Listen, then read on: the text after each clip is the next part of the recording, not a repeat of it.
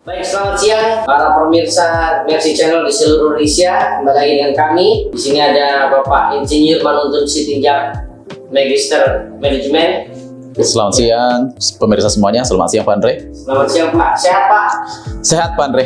Luar biasa. Mantap, semangat Pak. Oke. Baik Pak, kita akan melanjutkan konten-konten sebelumnya Pak ya. Ini kan udah banyak nih orang nih semakin penasaran, semakin tahu marketing plan di Mercy seperti apa kan ya. Dengan penjelasan yang sangat jelas ya. Nah, ini ada beberapa pertanyaan nih Pak. Tentunya masih seputaran tentang multi level marketing. Nah, menurut Bapak ini ya, seorang yang udah terjun lama di dalam dunia multi level marketing ya, menjadi head founder, sekarang juga menjadi sesuatu luar biasa. Hal apa Pak yang membuat seseorang gagal atau trauma ya dengan bisnis multi level marketing? Kan banyak orang akhirnya udah gak mau lagi, ya kan? Bilang trauma lah, dia takut untuk join lagi lah. Kira-kira apa Pak yang membuat itu semua Pak? Ya, baik Pak Andre. Terima kasih. Gagal dan trauma ya. Tentu trauma adalah akibat kegagalan. Tidak ada orang sukses selalu trauma, betul nggak Pak Andre? Betul, betul. Jadi karena dia gagal maka dia trauma, kan kurang lebih begitu. Nah, apa yang menjadi penyebab kegagalan? Saya kira kegagalan memang di semua hal bisa terjadi kegagalan. Iya, betul.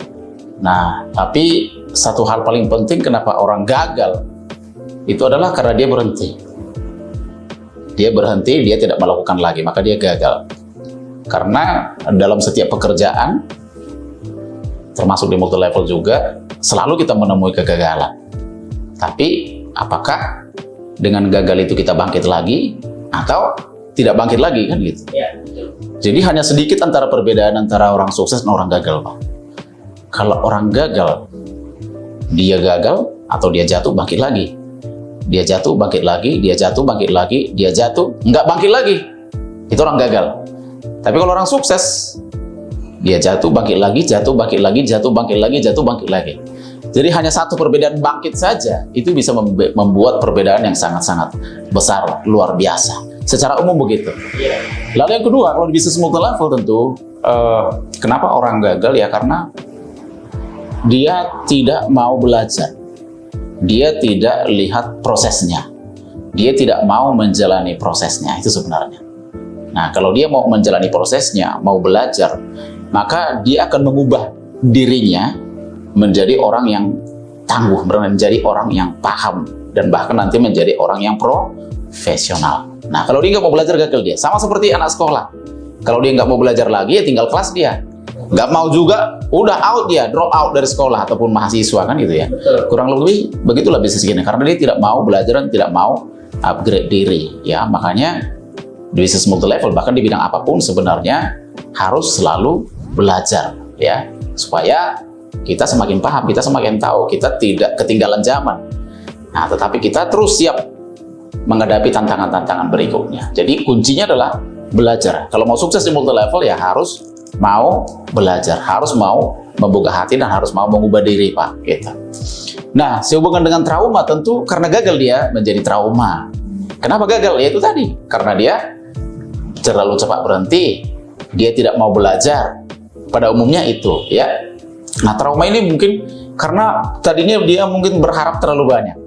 Dia berpikir bahwa dia join nanti pasti sukses, tanpa melihat Prosesnya. bagaimana prosesnya, ya. Nah, jadi karena dia terlalu berharap banyak tanpa melihat prosesnya, dia tidak melihat sukses itu sebagai proses, hanya sebagai hasil akhir.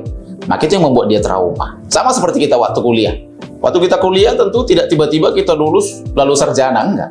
Kita daftar, kita ikut kuliah, perkuliahan di semester 1, 2, 3, kerjakan tugas, sampai kita kerjakan tugas akhir dan sebagainya, susun skripsi atau tesis, atau disertasi. Lalu setelah itu dikerjakan, barulah lulus. Nah, sebenarnya lulus dan wisuda itu hanya hasil akhir saja.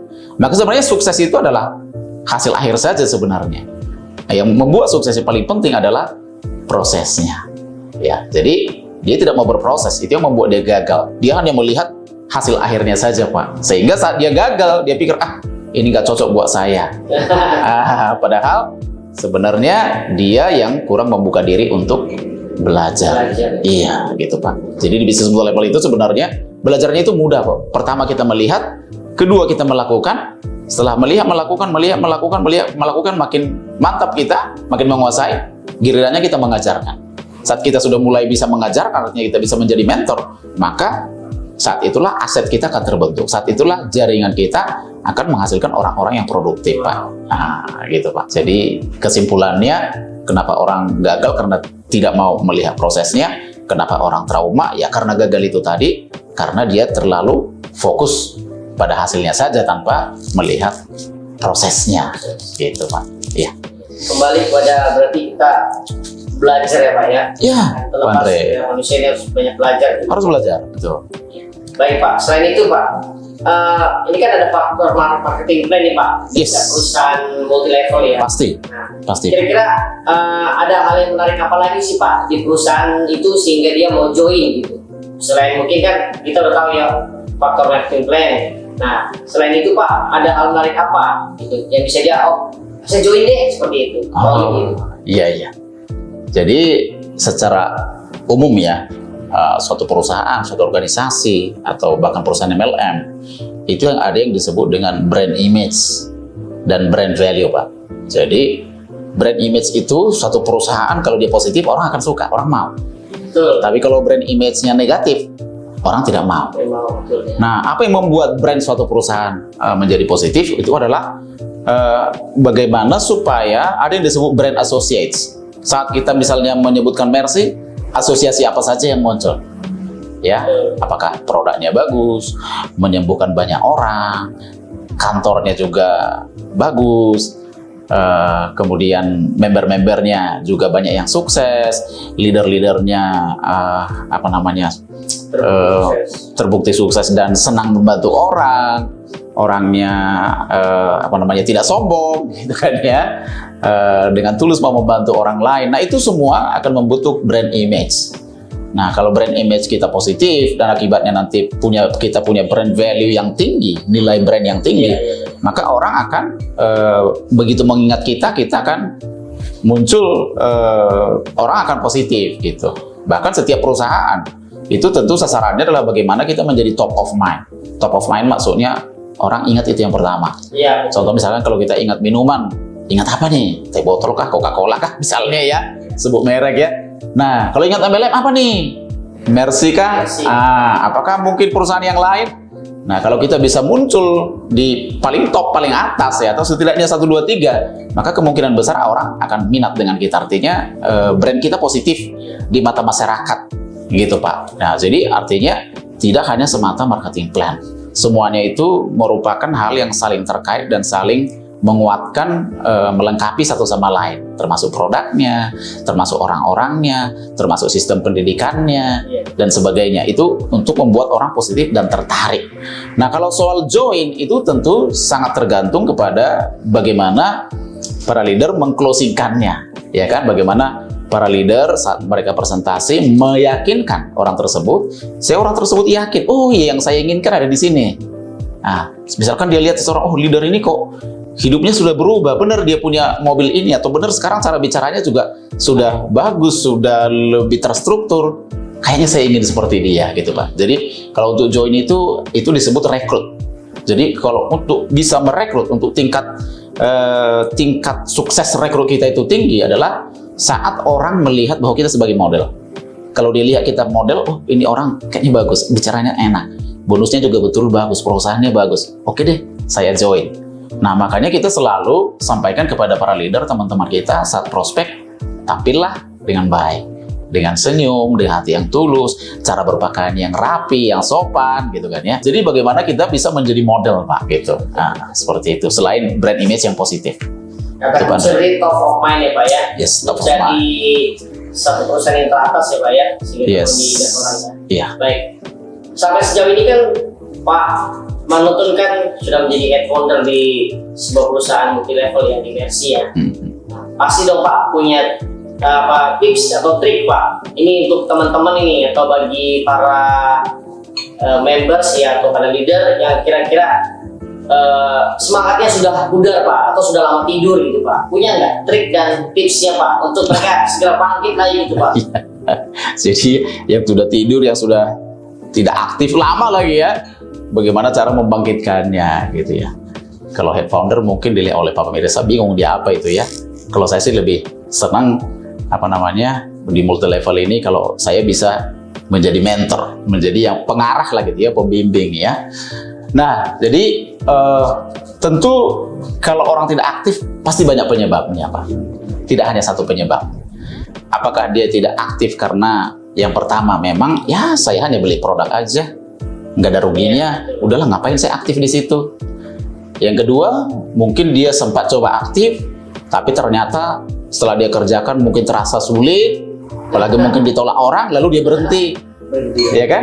Yang ketiga, mungkin dia sudah coba, tapi kurang support dari para leadernya, sehingga dia tidak mampu untuk melakukannya. Kemudian bisa juga mungkin ya dia ada masalah dengan orang lain, baik itu masalah yang dia bikin sendiri atau orang yang bikin masalah dengan dia, ya, sehingga mungkin dia hubungan menjadi tidak baik dengan orang di dalam komunitas ataupun dengan perusahaan kita, sehingga dia tidak aktif. Tentu untuk masing-masing tidak aktif itu pemecahannya tentu berbeda-beda Pak Andre. Nah, tapi saya bisa jawab secara umum. Untuk member-member kita yang sudah lama tidak aktif, itu bahkan saat mereka menyatakan saya berhenti, tetaplah jaga hubungan dengan mereka, tetap WA mereka, berikan informasi mengenai perkembangan perusahaan kita, mengenai acara-acara di perusahaan kita, tetap buat undangan kepada mereka, ya, dan nyatakan kepada mereka bahwa kita akan senang kalau suatu saat Anda akan aktif. Ya, mungkin dia ulang tahun, ucapkan selamat ulang tahun. Mungkin anaknya ulang tahun, sampaikan selamat ulang tahun untuk anaknya. Mungkin tahun baru atau lebaran, ucapkan selamat tahun baru, selamat Natal, selamat lebaran, dan sebagainya, sehingga hubungan akan tetap baik. Jadi pengikat dalam bisnis multi level ini adalah hubungan yang baik. Jadi untuk member kita itu bisa, jagalah hubungan yang baik, walaupun dia sudah lama tidak aktif. Mungkin suatu saat nanti, dia bisa jadi tergerak hatinya, oh saya ikut deh pertemuan ini. Ya, nah, seperti itu. Atau mungkin sekali-kali bisa kita kunjungi Pak. Kunjungi, walaupun itu tentu jangan menjadi fokus kita, tapi khususnya orang-orang yang berhenti yang sebenarnya menurut kita potensial, itu baik untuk dikunjungi. Baik untuk dikunjungi Pak gitu. Nah, jadi secara umum itu yang harus kita lakukan untuk membuat mereka aktif kembali. Jadi kata kuncinya sebenarnya Pak Andre adalah apa yang membuat mereka masuk ke bisnis ini. Bisa jadi karena produk, bisa jadi karena tertarik bisnisnya, bisa jadi karena nggak enak dengan teman yang mengajaknya dan sebagainya. Itu bukan alasan untuk mereka bertahan, Pak. Alasan untuk orang bertahan dalam satu organisasi adalah saat mereka dihargai, saat mereka dilibatkan, saat mereka didukung, saat mereka dibimbing, saat mereka dimotivasi. Itulah yang membuat mereka akan bertahan dalam organisasi kita. Nah, kalau mereka belum terlalu mendapatkan itu, nah bagaimana supaya member-member yang sudah lama tidak aktif ini bisa mendapatkan itu? Tentu ya dengan menjaga hubungan baik. Kirim WA, kunjungi sesekali, seperti itu Pak Andre. Baik. Ya. Biasa ya Pak. Kata kunci berarti menjalin hubungan baik. Jaga hubungan baik. Tetap jaga hubungan baik dengan mereka. Hubungan baik dan sehingga tercipta lagi member-member atau leader-leader aktif kembali. Banyak kok yang begitu Pak Andre. Jadi mereka sudah lama tidak aktif, misalnya 1 tahun, ada yang 2 tahun. Ya tiba-tiba jadi luar biasa gitu. Luar biasa, ya. Nah, itu banyak tuh Pak. Makanya sayang kalau kita biarkan begitu saja kan gitu. Iya. Baiklah para pemirsa Messi Channel Indonesia, demikian Pak konten kita hari ini. Oke, Pak Andre. Sampai ketemu lagi di lain kesempatan dengan konten-konten yang lebih menarik lagi. Sampai jumpa di puncak. Sukses. Terima kasih Pak penonton. Sama-sama Pak Andre. Terima kasih.